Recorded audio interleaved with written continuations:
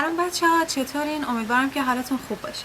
امروز میخوام بهتون یاد بدم که چطوری کالیمباتون رو کوک کنید. اول از همه نیاز داریم به یه دونه چکش که همراه کالیمباتون هست وقتی که اون رو تهیه میکنید، یا اینکه اگر که نبود اون رو میتونید سفارش بدین یا از مغازه ها تهیه کنید. بعد از اون نیاز داریم به یه دونه اپی که روی گوشیتون نصب میکنید. اسم اپ تیونر هست.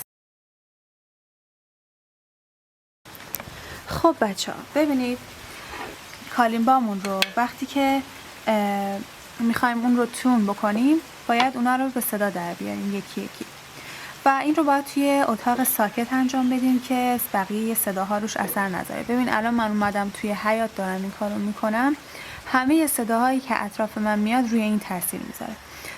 وقتی که میبینید این عقربتون سمت چپ قرار داره یعنی باید زیرتر بشه، یعنی اینو از پایین باید ضربه بزنید. ولی اگه دیدید سمت راست رو داره به شما نشون میده باید اینو یه ذره بمش کنید. وقتی از بالا بهش ضربه میزنید این کلید صدای بمتری میده و به این صفر نزدیک میشه.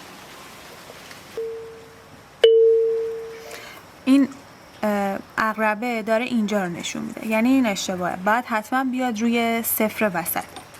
پس ما چی کار میکنیم؟ میگه این صداش خیلی زیره، باید یکم بمترش کنی.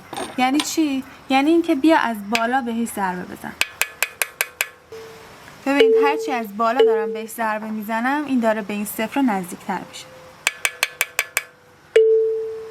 و هر بار من اینو تکرار میکنم.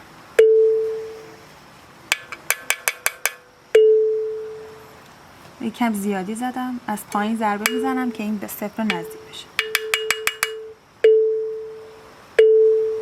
الان این عقربه داره سبز رو نشون میده، یعنی اینکه این تون شد.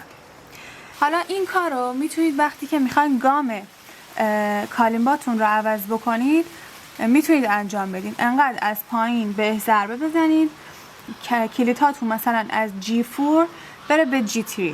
ممنونم که تا آخر ویدیو همراهمون بودین.